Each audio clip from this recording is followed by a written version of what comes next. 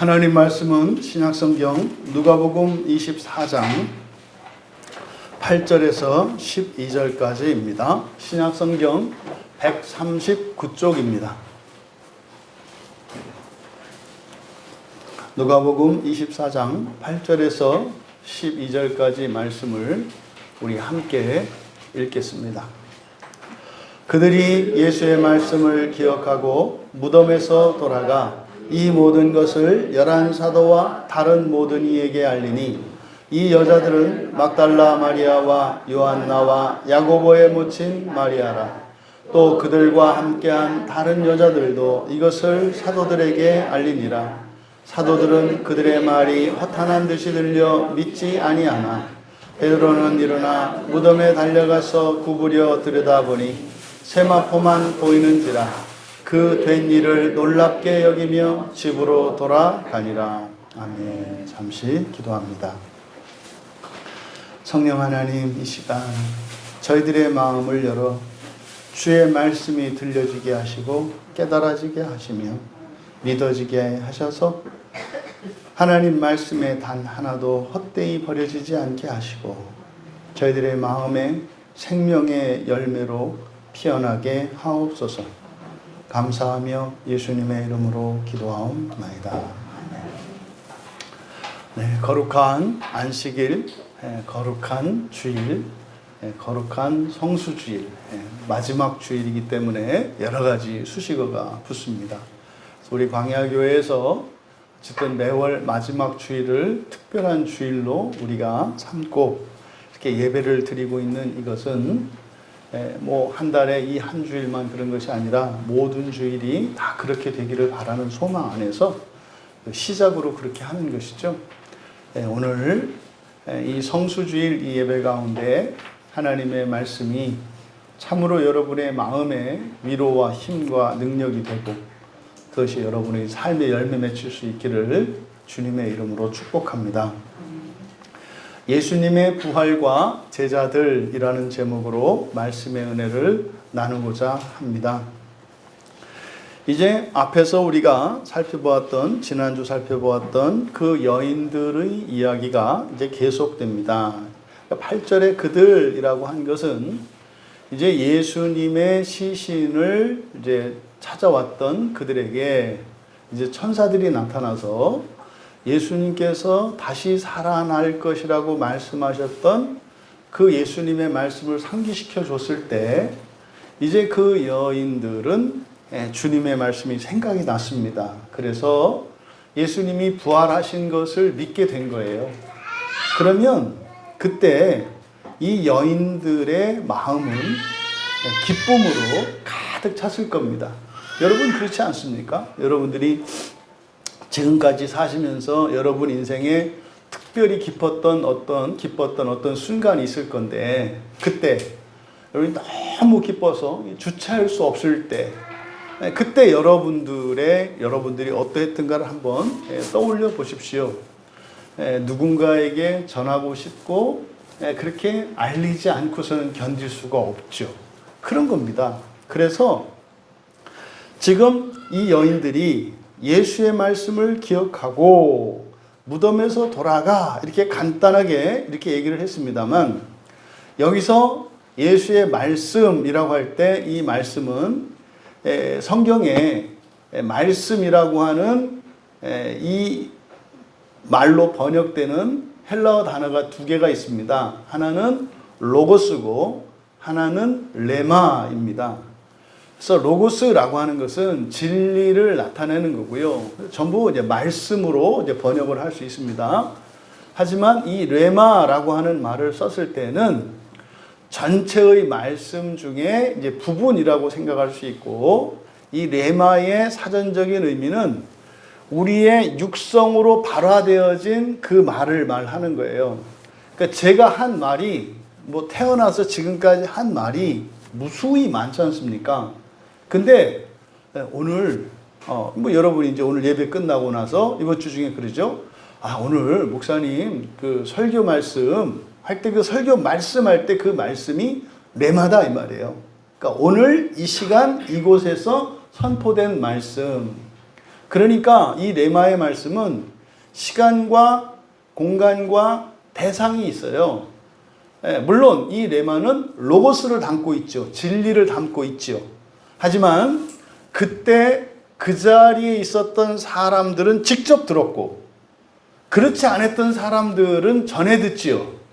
전해 들은 것은 로고스의 말씀이라고 한다면, 진리의 말씀이라고 한다면 그 자리에 그 시간에 함께하면서 그 말씀을 들었을 때 여러분들은 직접 제 목소리를 들으셨잖아요. 이게 레마다 이 말이에요. 그러니까 여기서 그들이 예수의 말씀을 기억했다 할 때는 예수님의 그 가르침, 진리, 복음 이것을 말하는 것이 아니라 물론 그것이겠습니다만 여기서 말하고자 하는 것은 뭐예요? 그때가 생각이 난 거예요. 예수님과 함께 하면서 그때 예수님이 말씀하시던 그 장면, 그러니까요, 이거는 단순히 예수님이 살아나야 할 것이다라고 하는 그 단순한 지식만 떠오른 것이 아니라 무엇이 생각난 거예요? 그때 주님의 표정과 몸짓과 모든 게 생각이 난 거예요. 그러니까 지금 8절은 그렇게 이야기한 거다 이 말이에요. 그러니까요, 사실은 정신이 번쩍 든 겁니다. 그러니까 예전까지는 천사들의 말을 듣기 전까지는 그냥 기억으로만 남아 있었고 사실은 그렇게 뚜렷한 기억도 아니었죠. 그런데요, 천사의 말을 듣고 보니까 이제 예수님의 그때의 그 장면이 생각나고 그게 의미가 되는 거예요. 그런 거 여러분도 있을 수 있어요. 누군가가 여러분에게 뭔가를 약속했는데 여러분이 대수롭지 않게 여겼어요. 그런가 보다. 되면 좋고 아니면 말고. 그런데 띵동 하고 택배가 왔는데 뭐죠? 시킨 게 없는데요? 누구누구 씨가 보냈는데요? 했을 때 여러분이 생각나죠. 아, 그때 그 얘기가 빈말이 아니었구나 하면서 믿음과 함께 기대가 확 생기잖아요. 바로 요걸 말하는 거예요. 그러니까 비로소 이 여인들도 예수님께서 반드시 죽으시고 반드시 살아나야 할 것이라고 말씀하셨던 그때 그 자리에 있었고요. 근데 사실은 그때 그 말씀의 의미가 뭔지 잘 몰랐다 이 말이에요. 이거는 마치 여러분들이 이 다음에 죽고 나면 주님 앞에 이제 심판대에 설 거거든요. 그때 그 말씀을 기억하고와 같아요. 아, 그때 설교 시간에 설교됐던 내용이 진짜였구나. 이런 거였구나. 그 가치를 알게 된 거죠. 바로 이걸 말한 겁니다. 그래서 이때 여인들은요, 이미 지금 이 무덤에 올 때까지만 하더라도 슬픔으로 가득 차 있었어요. 왜요? 다시 볼 수 없는 주님이었거든요. 이제 세마포로 감싸서, 우리는 그걸 염을 한다고 그러잖아요. 그렇죠? 이렇게 세마포로 감싸서 주님의 얼굴을 다시 뵐 수도 없어요. 주님의 손을 따스한 체온을 느낄 수도 없어요. 주님의 눈을 마주할 수도 없어요. 그래서요, 이들은 깊은 슬픔에 빠져 있었다니까요. 그 그리움에 흠뻑 젖어 있었다니까요. 그런데요, 살아나신 거예요. 지난주에 되게 마음 아픈 소식을 들었어요. 예전에 제가 알고 지내던 어느 집사님인데 미국으로 이민 가셨어요. 굉장히 성격도 활달하시고 그리고 굉장히 착하시고 신앙도 아주 좋았던 그런 믿음의 가정이에요. 근데 이제 갑작스럽게 SNS를 통해서 연락이 왔는데 이게 믿을 수가 없는 소식이었어요. 돌아가셨다는 거예요. 50대 지금 초중반 정도, 50대 한 초반, 중반 되거든요. 멀쩡히 활동도 잘하고 아주 가끔 이제 저한테도 인사 이렇게 오고 생일 때 이렇게 되면은 이렇게 연락 오는 그런 집사님이셨는데 돌아가셨다는 거예요. 이게 그 아드님이 아버지 핸드폰에 있는 그 SNS를 이용해서 거기에 이제 친구로 돼 있는 사람들에게 부고를 알린 거예요. 전 처음에 안 믿었어요. 왜 무슨 지병이 있는 것도 아니고 굉장히 건강한 분이고 전혀 그게 전 속으로 사실은 제 아내한테 그랬습니다. 그거 그 보이스피싱인가 보라고. 그럴 리가 없다고. 왜냐하면 너무나 건강한 분이었거든요. 그래서 이제 그 페이스북에 들어가서 확인을 다시 해보라고. 그래서 들어가서 교회 들어가 보니까 맞는 거예요. 이분이 이제 전기 시설, 그 전기 관련한, 조명 관련한 일을 하시는데 LED 등, 천장에 있는 LED 등을 가려고 사다리를 받치고 올라갔다가 떨어졌는데 뇌출혈이 생겼고, 그리고 두개골이 함몰되고, 그리고 폐에 손상이 돼가지고 중환자실로 실려갔다가 수술을 할 수 없는 상황에서 이제 두개골을 열어놓은 상태로 있다가 안 돼서 돌아가셨다는 거예요.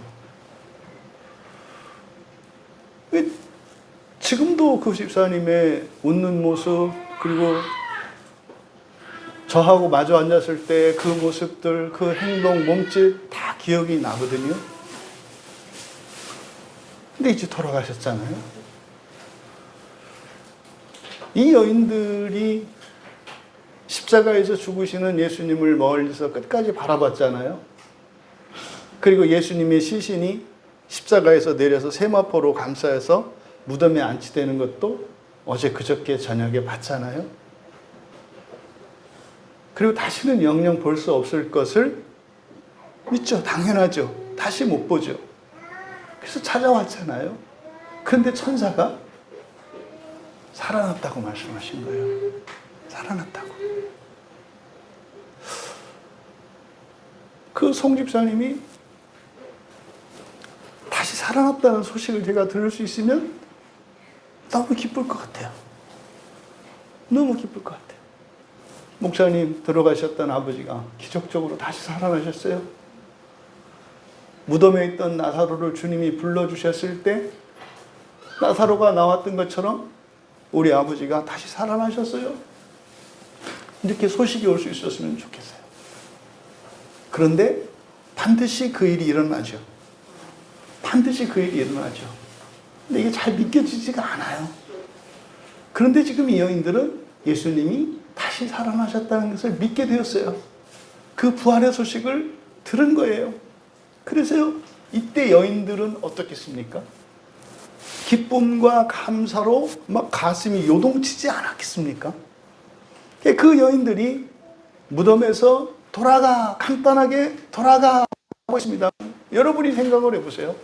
무덤을 찾아갔다가 예수님의 시신에 향유를 뿌리려고 갔다가 살아나신 예수님의 소식을 듣고 지금 예수님이 어딘가에서 살아서 움직이고 계시다고 하는 그 사실을 알게 되었을 때 그것을 이들은 맨 먼저 떠올린 것이 가장 예수님의 죽음으로 인해 애통하는 사람들 아니겠어요?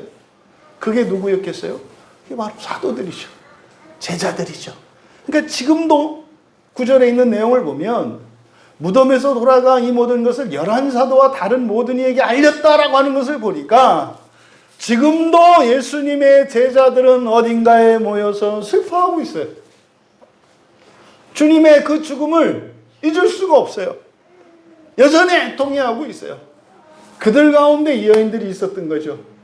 이 여인들은요, 이 기쁜 소식을 이제 그들에게 전하기 위해서 달려가는 거예요. 여러분, 어땠을 것 같아요? 쉬지 않고 달렸을 거예요. 그런데 뭐 마음만 그렇다고 해서 뭐 쉬지 않고 달릴 수 있는 게 아니잖아요. 예? 숨이 쉴 수 없어서 멈췄을 거고, 조금이라도 숨이 돌아오면 또 달렸을 거고, 또 멈췄을 거고, 더 빨리 달리지 못하는 것을 안타까워하면서 제자들에게 있는 힘을 다해서 그 소식을 전해야 되겠다라고 하는, 이 기쁜 소식을 전해야 되겠다고 하는 그 일편단심으로 달렸을 거 아니겠어요? 마침내 그들이 있는 곳에 다다랐습니다.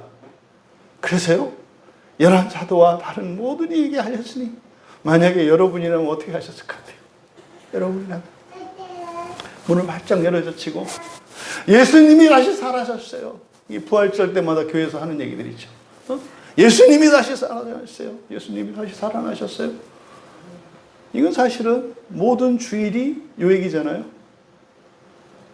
제가 달려온 여인이에요. 주님이 살아나신 그 소식을 전하려고 달려온 여인이라고요. 여러분들이 그 여인으로부터 다시 살아나신 예수님 소식을 전해 듣고 있는 열한 사도요, 다른 제자들이신 거예요. 그리고 10절에서 그 이름을 쭉 열거하고 있어요. 이건 이름을 이렇게 열거하는 이유는 뭐라고요? 증거예요, 증거. 증인으로 제시하는 거예요. 이때 예수님이 살아나신 소식을 전했던 이가 막달라 마리아요, 요한나요, 야고보의 모친 마리아다. 그런데 또 그들과 함께 하는 다른 여자들도 사도들에게 알렸다. 얘기는요, 앞에서 보면 무덤에 찾아갔던 이 여인들과 지금 사도들에게 그 소식을 전하는 여인들의 수가 늘어난 것을 우리가 알 수 있어요. 그러니까 여기서 우리가 추론할 수 있죠. 이 세 여인이 천사로부터 예수님이 살아나신 소식을 들었어요. 이게 개켜놓은 그 세마포를 봤어요. 그리고요, 예수님이 살아나신 것을 믿었어요. 왜요? 천사들이 말을 해줘서 믿은 것이 아니라 예수님의 말씀이 생각났기 때문이었고, 예수님의 말씀을 믿게 되었기 때문에 살아나신 것을 믿은 거예요. 그리고 나서 달려온 겁니다. 그런데 제자들에게 이야기할 때는 여인들이 더 많아졌어요. 그러면 우리는 어렵지 않게 생각할 수 있죠. 오는 길에 다른 여인들을 만난 거예요. 마음은 지금 빨리 사도들에게 가서 이 기쁜 소식을 전해야 해요. 그런데 또 길가에서 누군가를 만났어요. 얘기를 안 할 수가 없죠. 가기도 가야 되겠고 전하기도 전해야 되겠고 사도들에게 먼저 전해야 되겠는데 이 여인들에게 전하지 않고 그냥 갈 수가 없어요. 막 바삐 세 여자가 달려가니까 길가에 있던 여자들이 무슨 일이냐고 달려들자. 있어. 이게 뭐가. 그러니까 마음은 급해서 가는데 또 얘기는 해야 되는데 할 수는 없고. 그러니까 예수님이 사셨어. 이 얘기밖에 못했을까요? 뭐 갔는데 천사를 만났는데 이렇게 서서 이러진 못했을 거예요. 아유, 그냥 예수님이 사셨다고. 여러분, 뜬금없는 얘기 아니에요? 제가 앞서 마음 아픈 예화를 들었으면 그 송집사님 이제 지인들은 다 알고 있는데 제가 갑자기 전화해가지고 그 집사님이 살아났다고 하는 뭐 이런 얘기 아니겠어요? 그런데 놀라운 것은 이 여인들이 그 말을 듣고 믿어졌어요. 그러니까요, 그 기쁨, 이 여인들이 느꼈던 그 기쁨에 감화된 거예요. 공감을 한 거예요. 그러니까요, 이제는 세 여인이 아니라 여러 여인들이 따라오면서 그 기쁨으로 막 달려가는 거예요. 그리고 이들 셋이 물론 앞장섰겠죠. 그리고 사도들에게 와서 그 사실을 전하는 거예요. 차분차분 전했겠죠. 우리가 이마저마에서 갔는데 그때 무덤은 열려 있었고 예수님 시신은 온데간데 없었고 예수님을 감쌌던 그 세마포만 객해 있었는데 그때 빛나는 두 천사가 우리에게 이런 말을 했습니다. 이 얘기를 한 거 아니에요. 그때 뒤따라온 여인들이 뭐라 그래요? 맞아요 그러는 거예요. 예수님이 살아나셨어요. 이 사람들은 거의 가지도 않았던 사람들이에요. 천사를 본 적도 없는 사람들이에요. 단지 이 세 여인으로부터 그 소식을 전해 들었어요. 그런데요, 이들의 마음속에 예수님의 부활이 믿어졌어요. 그리고 이들이 이 세 여인들을 거두는 거예요. 맞아요라고. 그런데 말입니다, 사도들의 반응을 보십시오. 사도들은 그들의 말이 허탄한 듯이 들렸다. 여기는 지금 부정과거를 쓰고 있어요. 확정된 거예요. 확정된 거. 여기서 여러분, 그 여인들의 이 말이 허탄한 듯이 들렸다. 쓸데없는 말 같이 보였다 이 말이에요. 쓸데없는 말. 그리고요, 횡설수설하는 것 같았다는 거예요. 그러니까 지금 아마도 사도들이 이 여인들의 모습을 보고 실성했구나 생각한 것 같아요. 그러길래 무덤 가지 말라 그랬더니 무덤에 찾아갔다 와가지고 이것들이 헷가닥 해가지고, 그러니까요, 얼마나 안쓰럽겠어요. 인간적으로는 얼마나 주님이 그리우면 주님이 살아났다고 저렇게 할까? 그게 또 한둘이 아니잖아요. 여러 여인들이 같이 그렇게 횡설수설하고 있는 것처럼 보이는 거죠. 그러니까 이 여인들의 행동과 이 말은 뜬금없이 보인 겁니다. 그러니까 그 슬픔이 얼마나 컸으면 저랬을까. 이렇게 이해는 했겠죠. 여러분, 예수님이 다시 살아나신 것, 예수님이 부활하신다고 하는 이것은요, 사도들조차 믿을 수 없었던 일이라는 거예요. 사도들조차. 더군다나 직접 무덤에 가서 천사를 만나고 이제는 예수님의 말씀이 믿어져서 그 말씀을 똑같이 들었던 사도들에게 그 말을 상기시켜 주었어도 그들도 믿을 수 없었던 것이 부활이라는 거예요. 여러분, 이 사도들이 누굽니까? 자신들의 가족, 재산, 모든 것을 다 버리고 예수님을 따라 나선 사람들이었어요. 물론 주의할 것은 그들이 이렇게 집을 떠나고 재산을 버리고 영영 가져가고 이렇게 스님들이 이렇게 출가하는 것처럼 가져가고 인연 끄는 거 아니에요. 처음에만 그랬어요. 나중에 베드로는요, 다 자기 처자식 데리고 다녔고요. 다 가족을 섬겼다고요. 예수님도 마지막 순간까지 자기를 낳아주신 어머니 마리아에게 효도를 다하는 그런 아들이었어요. 아무리 그리스도로서 지상의 공생애를 사시고 구원하기 위해서 돌아다녔지만 때 되면 꼭 어머니에게 돌아가서 어머니를 챙겨드리고 했던 예수님이에요. 잊으시면 안 돼요. 하지만 이들이 예수님께 모든 걸 다 걸었다는 거죠. 모든 걸 다 걸었던 사람들이에요. 그랬던 그들조차도 예수님의 부활은 이해할 수도 없고 믿을 수도 없고 심지어 허탄한 말로 들렸다는 거예요. 그리고 믿지 않았다. 이건 미완료 시제입니다. 아직도 안 믿어요. 누구 얘기라고요? 누구 얘기라고요? 예. 근데 이게요, 원래 그런 거라고요. 쉽게 믿어지는 게 아니라고요. 만약에 이 세상을 살아가던 누군가가 예수님이 우리에게 전해주신 그 부활의 복음을 들었을 때 그 사람은 그때 그 순간부터 부활을 위해 살게 되어 있습니다. 우리들의 신앙이 이렇게 확고하지 못하고 여전히 양다리를 걸치고 뜨뜨미지근하게 이렇게 살아가는 이유는 부활이 무엇인지 모르기 때문이고 부활을 믿지 못하기 때문이에요. 여러분, 지난 3년 동안 이들은요, 불꽃 같은 삶을 살았어요. 자신의 생업도 다 포기하고 가족도 포기하고 오직 예수님 따라다니는 그 일에 올인했던 사람들이에요. 자기 인생을 다 걸었던 사람들이에요. 근데 사실은 왜 그랬어요? 부활 때문이었거든요. 부활 때문이었거든요. 근데 이들은 그걸 믿지 않아요. 그러니까요, 이 세상을 사랑하는 그리스도인들의 삶이 그러한 이유는 뭐예요? 이 부활이라고 하는 것이 이게 그렇게 믿어지는 것이 아니구나. 그런 것이 아니구나. 라는 것을 우리에게 가르쳐 주는 것이지, 이거 봐라, 이것들은 다 가짜였다, 이런 얘기가 아닌 거죠. 그런데 그들 가운데에서 베드로는 일어났다 그래요. 베드로는 일어났다. 여기서는 이제 요한복음에 가보면은, 요한복음에서는 베드로와 예수님이 사랑하시는 제자 요한이죠. 그러니까 요한복음을 기록한 요한이에요. 그러니까 자기 자신을 이렇게 요한이라고 하지 않고 예수님이 사랑하시는 다른 제자, 이렇게 말을 해요. 요한복음 20장에서 이 사건을 기록하고 있는데, 그때는 요한도 함께 베드로와 무덤에 갔다고 해요. 근데 누가는 베드로만 간 것으로 기록을 해요. 왜요?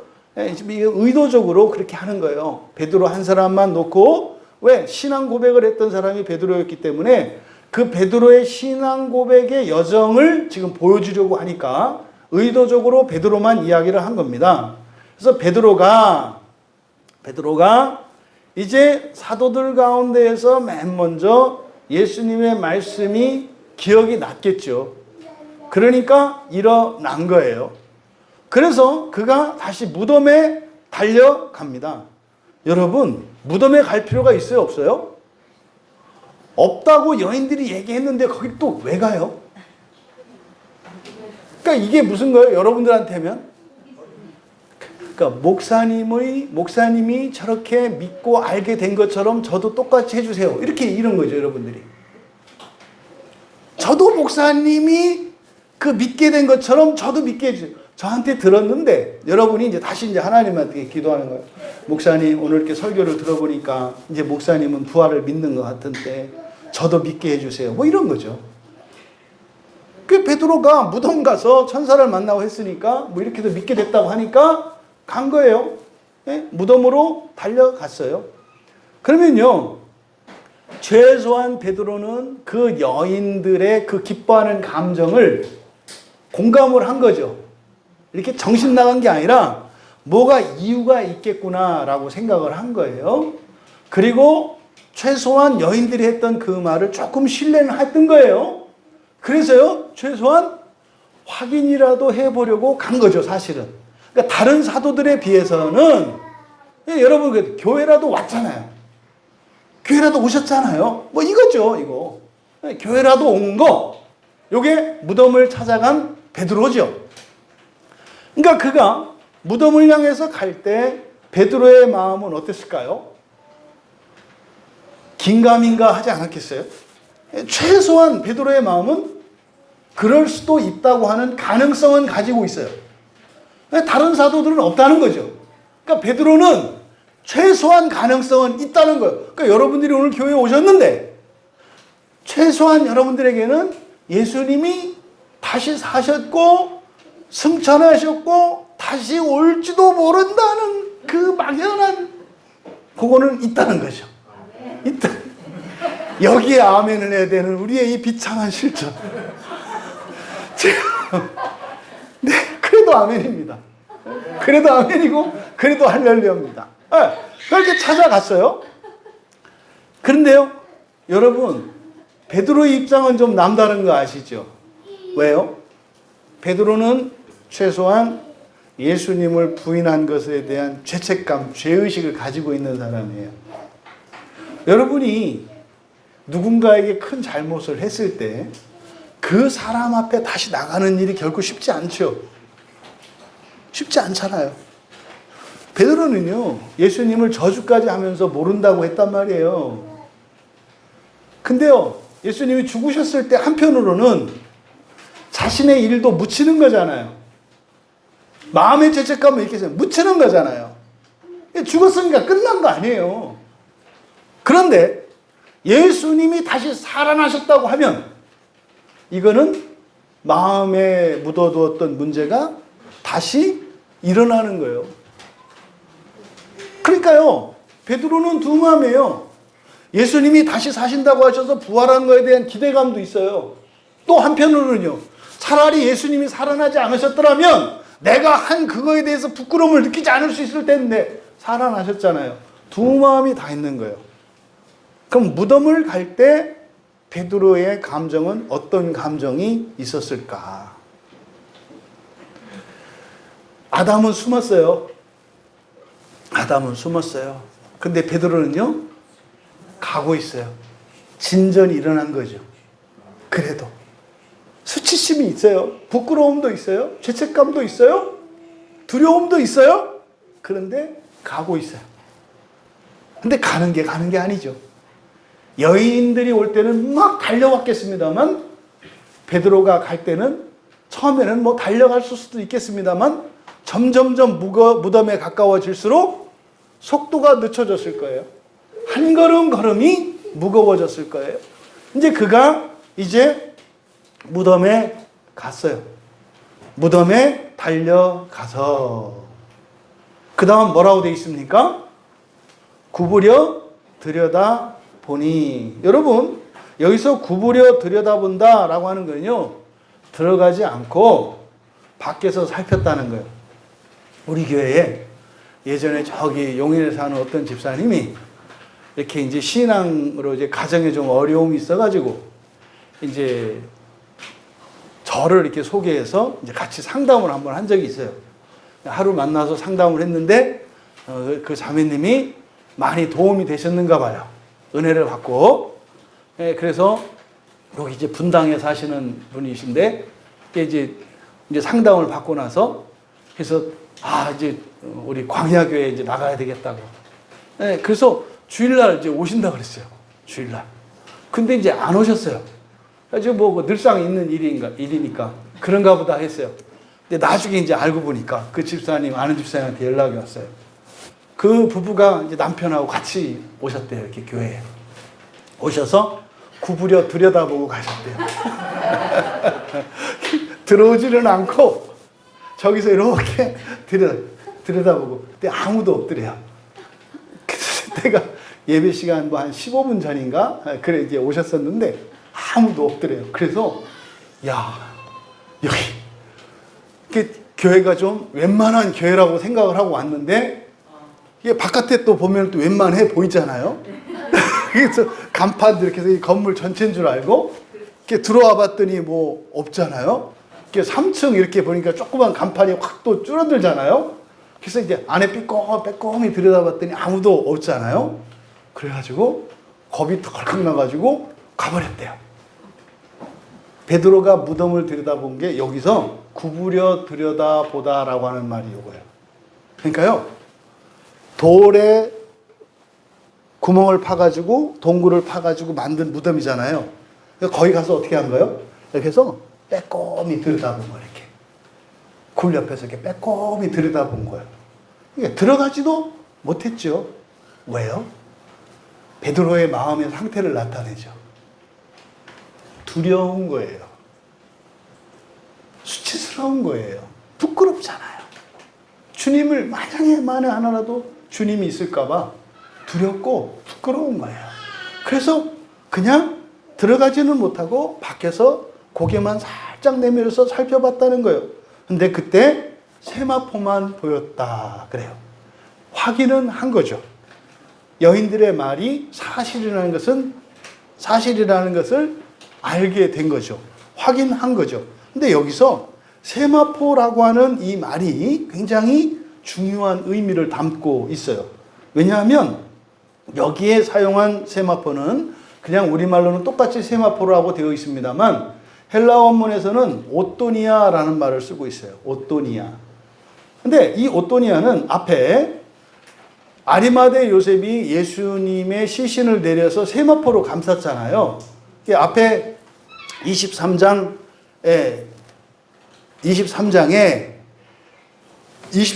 아리마대 요셉이 예수님을 세마포로 감쌌는데 그때 감쌌던 세마포 23장 53절에 나오는 그 세마포는 신돈이라고 했어요. 신돈.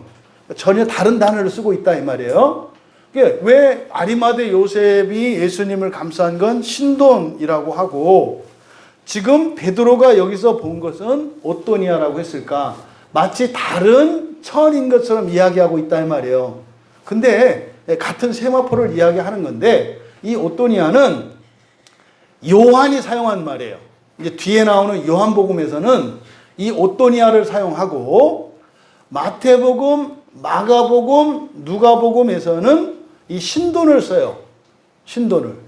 그러니까 여기서 지금 누가가 여기 이곳에서 베드로가 확인한 것이 12절에서 세마포였다라고 그러니까 요한이 사용한 그 말로 기록한 것은 예수님의 장례 사건과 부활 사건을 공관복음과 요한복음을 연결시키기 위한 것으로 보여요.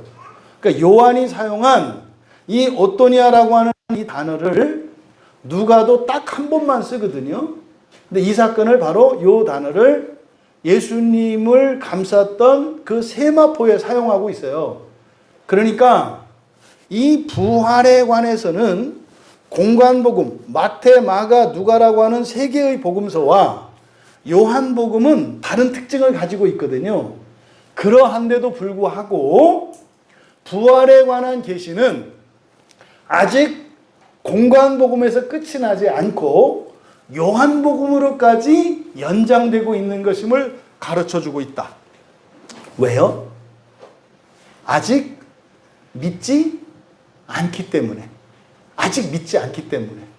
실제로 이들이 요한복음에 가서 들어가요. 이제 요한복음 20장에 가면은 그들이 들어갑니다. 들어가서 보고 믿었다 이렇게 얘기를 하거든요.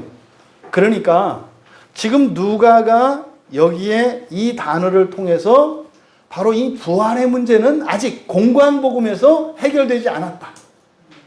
그리고 뒤에 요한복음에 가서야 비로소 해결되었다고 하는 사실을 우리에게 가르쳐줘요. 그래서 여기에 베드로가 발견한 세마포, 이거는 요한복음의 세마포예요.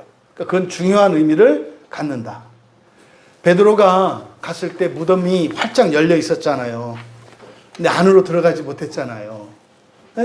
바깥에서 그냥 빼꼼히 들여다만 봐야 되는 그런 상황이었잖아요. 그런데 마침내 어떻게 한다?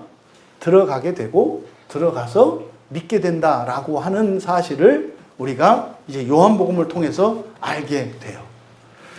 베드로가 확인했습니다. 여인들이 말한 그대로 그곳에는 예수님이 계시지 않았고 예수님을 감쌌던 그 세마포, 그러니까 그 세마포가 예수님의 시신을 감쌌던 것임을 직감할 수 있었겠죠. 그때 베드로가 그 세마포를 보고 어떻게 했다 그래요? 그 된 일을 놀랍게 여겼다. 그 된 일이라고 하는 것은요, 이제 베드로도 정말 그 여인들이 말한 그대로 예수님이 죽었던 예수님의 몸이 다시 살아났구나. 예수님을 감쌌던 세마포가 바로 저것이구나. 그거를 알게 되었다는 거예요. 그런데 그러면 어때야 돼요? 원래 그러면 어때야 돼요? 죽었던 분이 살아나면 여러분이 어떤 감정이 들어야 하냐니까요? 기뻐야죠.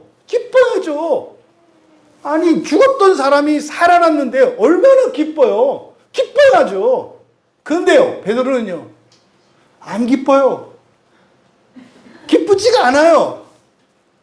그냥 놀라웠다. 여기서 놀랍다라고 번역된 이 말이 따오마조거든요. 따오마조가 뭡니까? 하나님이 이적을 일으켰을 때요, 사람들이 그걸 보고 하나님을 믿지 못하는 반응을 놀랍다 그래요. 와 하는 거예요. 와. 그런데요, 믿어지지는 않아요. 놀라운 일이에요. 그러니까 안 믿을 수가 없어. 그런데 안 믿어져. 말이 안 되는 거죠? 근데 여러분, 말이 안 되는 게 여러분인 거 아시죠? 여러분 일상 가운데에서 이거는 하나님이 하셨다고 인정하지 않을 수가 없어요. 그런데요, 인정 안 해요. 이번에 휴가 기간에 우리 처갓집에 우리나라 웨이스안에 뭐 이렇게 아시죠? 어떤 그 메이커를 창립한 그 회장님을 만났어요. 이제 작은 아버지시죠. 그게 이제 만났는데 이분이 이제 성공한 얘기를 하시는 거죠. 그러니까 별다방이며 무슨 파스쿠치 이런 데가 지금 최고로 부러워하는 그 회사거든요. 우리나라 외식업체에서. 그 생긴 지도 몇 년 안 됐지.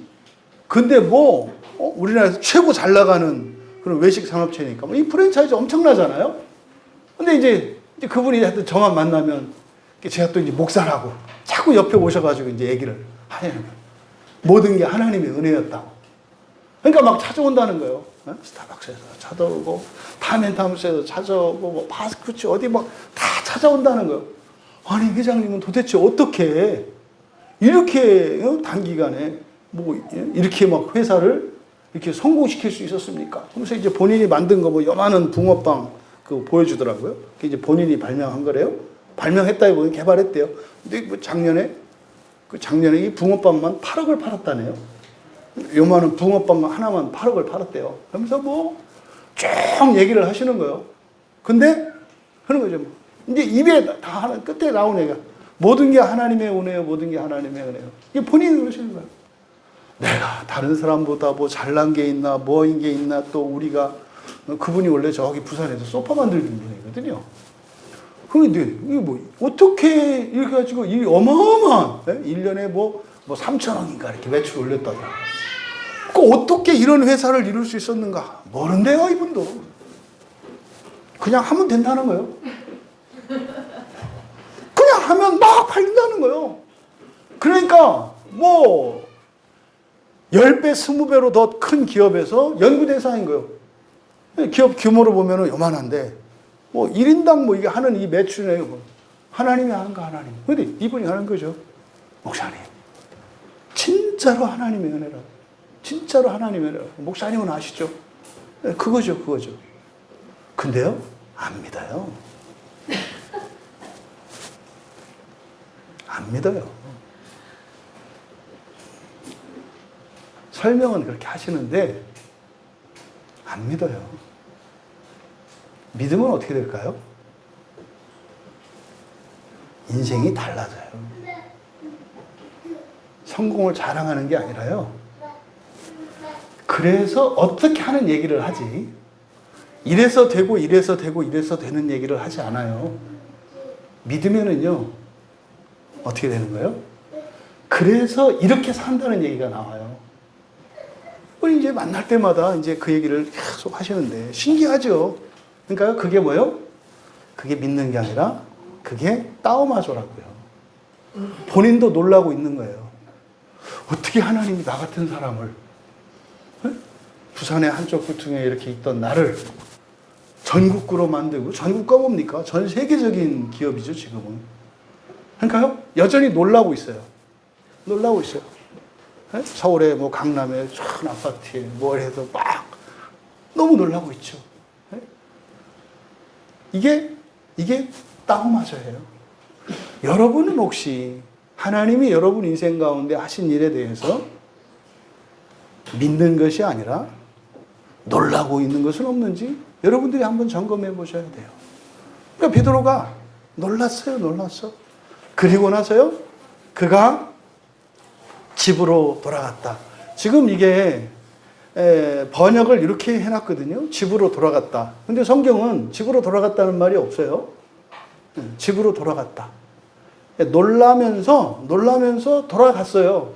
근데 어디를 향하여? 근데 그대로 직역하면 자기 자신을 향하여 이렇게 돼 있어요. 자기 자신을 향하여. 그러니까 이게 집으로 돌아갔다기보다는 사실은요, 놀란 그 사실, 예수님이 행하신 그 일에 대해서 놀랐잖아요. 근데 이게 믿어지지는 않잖아요.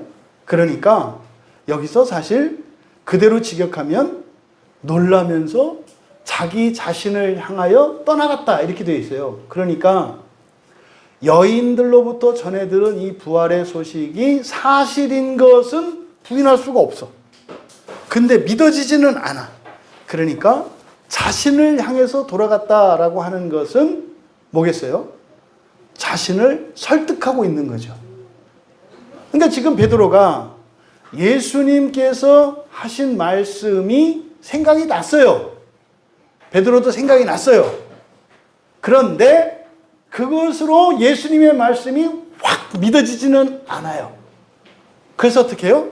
여전히 자기 자신 속에서 예수님의 말씀과 여인들에게 전해들은 천사의 그 말과 또 자기가 직접 목격한 예수님의 시신을 감쌌던 세마포를 통해서 자신을 설득하고 있어요. 애쓰고 있죠. 이게 누구라고요?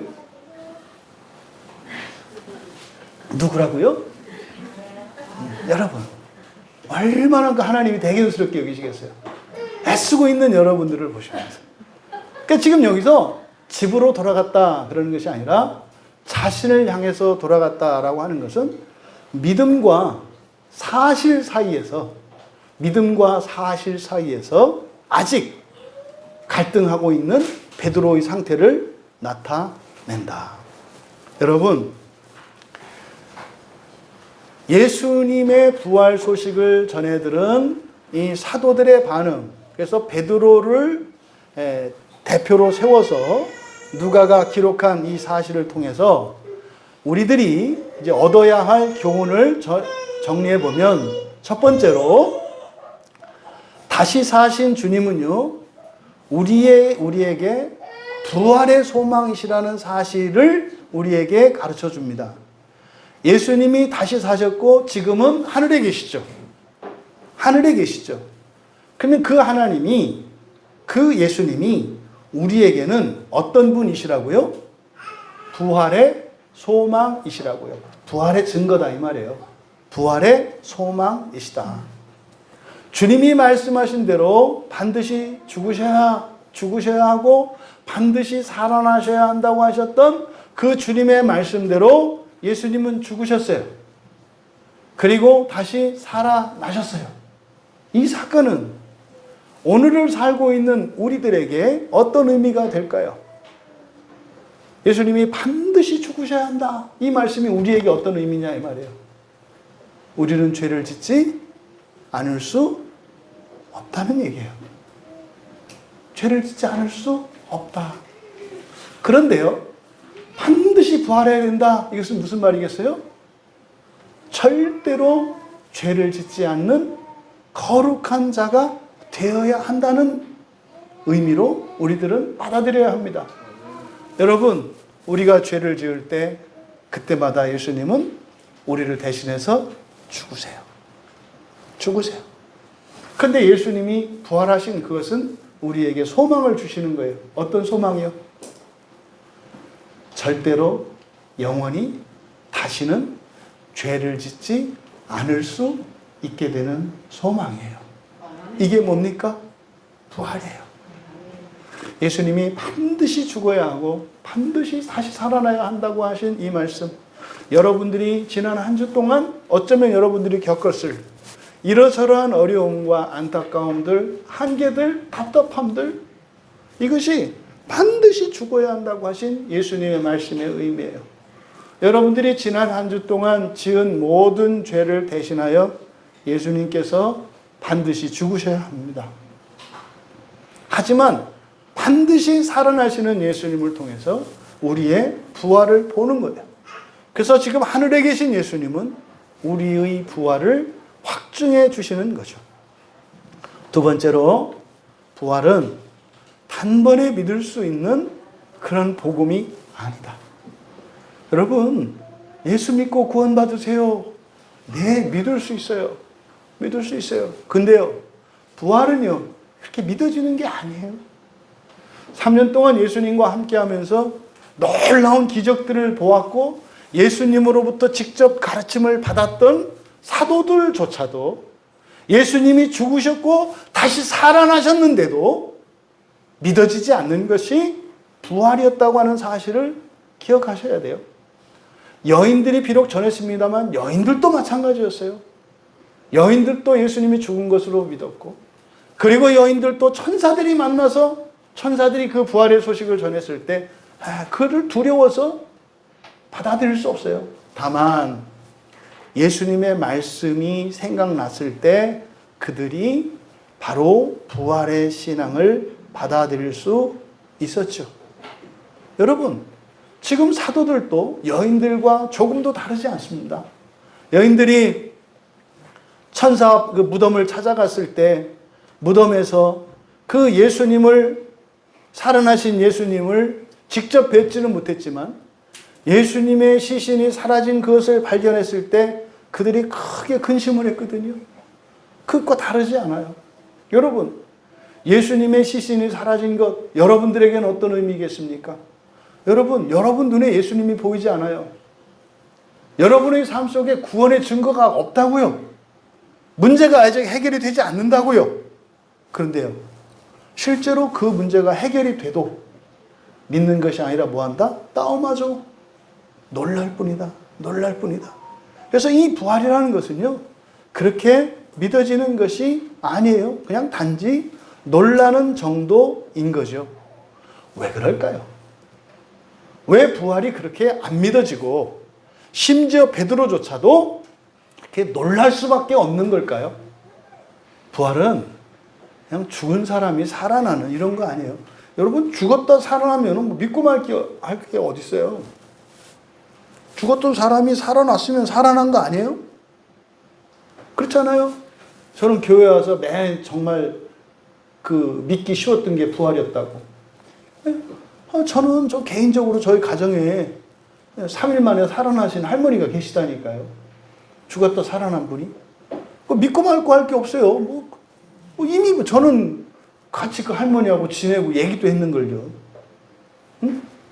근데요, 그거 못 믿을 게 뭐 있어요? 살아나셔서 돌아다니는데. 그런데요, 안 믿어져요. 그러니까요, 부활이 그게 아니라니까요. 나사로가 살아나고 무덤에서 이거 놀라운 일이에요. 부활이 그게 아니라니까요. 부활은 뭐라고요? 사람이 하나님 되는 거라니까요. 사람이 하나님 되는 거라니까요. 지금 이 순간 여러분들 이 얘기 들어도 그냥 덤덤하신 거 알아요. 그런가 보지 이런 거죠, 이런 거.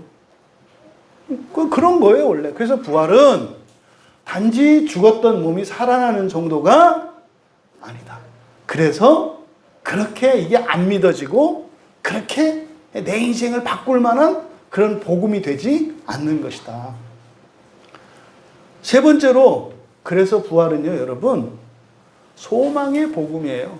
소망의 복음. 어차피 여러분이 부활하시려면 반드시 죽어야죠. 반드시 죽어야 돼요. 예? 생로병사, 생자필멸.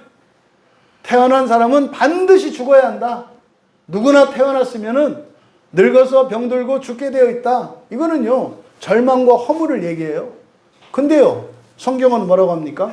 반드시 죽어야 한다. 왜 죽어야죠? 부활하기 위해서. 부활하기 위해서. 그리스도인은 그래서요, 죽음의 그리스도인과 비그리스도인의 차이는, 큰 차이는 죽음에 대한 이해가 달라요. 비그리스도인들의 죽음은요, 불행한 거예요. 불행한 거예요. 그래서 그들이 애곡하는 이유는 뭐예요? 너무 불행해서. 너무 불행해서. 근데 우리는요, 불행해서 우는 게 아니죠. 왜 울어요? 그리워서 우는 거예요. 그리워서. 그리워서. 하지만 우리의 죽음은 거기서 무엇을 봐요?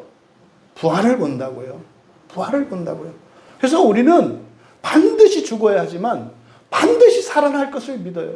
예수님이 내가 반드시 죽어야 하고 반드시 살아나야 한다라고 하는 이것은 누구에게 주신 말씀이에요? 우리에게 주신 말씀이에요.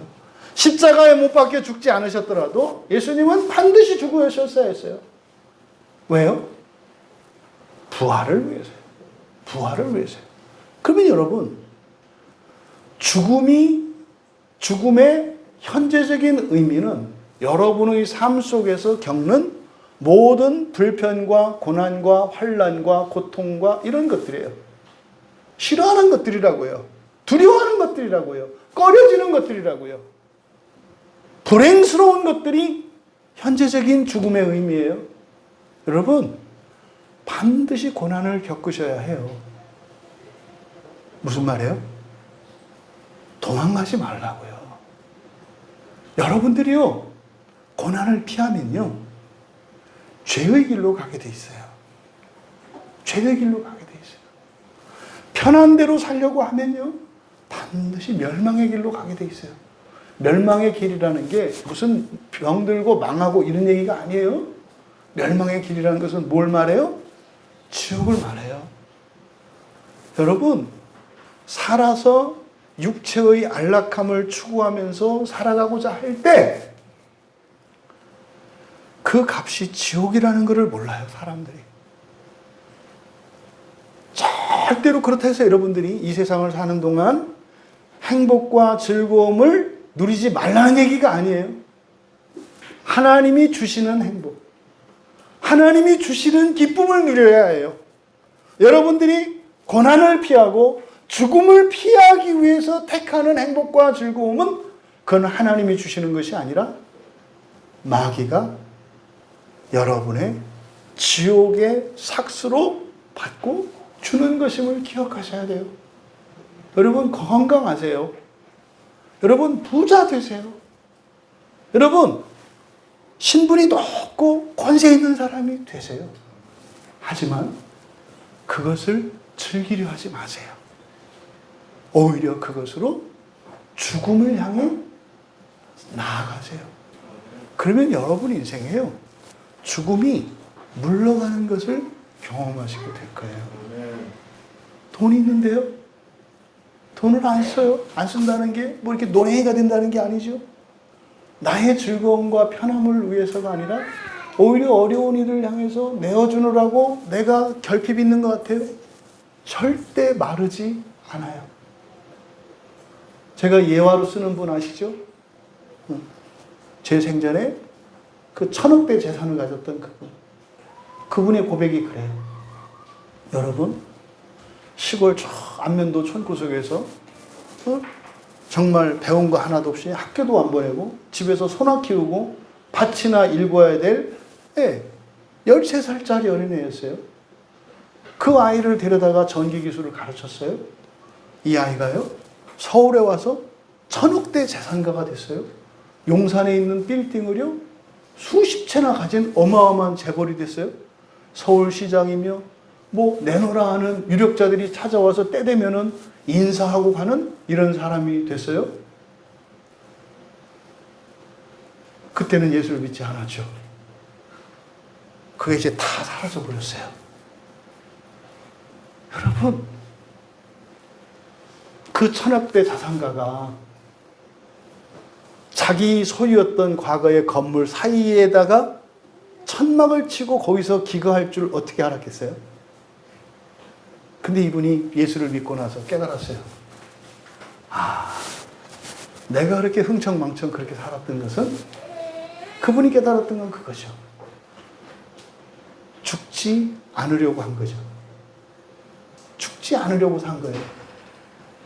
불편하지 않으려고 산 거예요. 사실 그분 같은 경우는 그렇게 해서 망하고 이렇게 해서 죽음을 맛봤잖아요. 그래서 사실 이분은 예수께로 돌아왔거든요. 그분이 이해를 하는 거예요. 아, 그때 내가 왜 그랬는지. 그리고 그 1000억 재산이 다 날아간 그것 때문에 밤잠을 못 이루고 술독에 빠져서 그냥 폐인과 같이 죽지 못해 살았던 그가 예수님을 만나고 난 뒤에 새 생명을 얻었어요. 이제는요, 옛날에 뭐 70몇 평 되는 그런 아파트에서 살 때하고는 비교할 수 없죠. 예?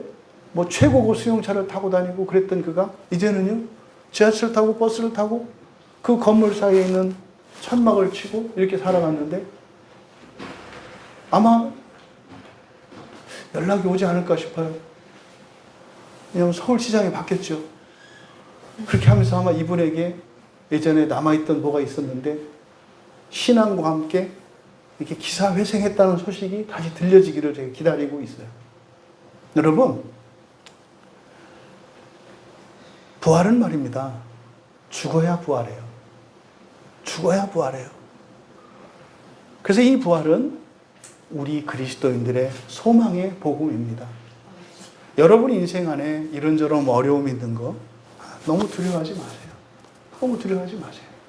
현재 여러분들이 겪고 있는 이런 아픔과 슬픔 너무 두려워하지 마세요. 뭐 오늘 우리 증인이 이렇게 와 있잖아요. 우리 수아빠. 그렇지? 저 이따 물어보세요. 내가 왜 그 얘기를 했는지. 하나님이 우리 수아빠를 어떻게 인도하셨는지 이따 들어보세요. 이따가.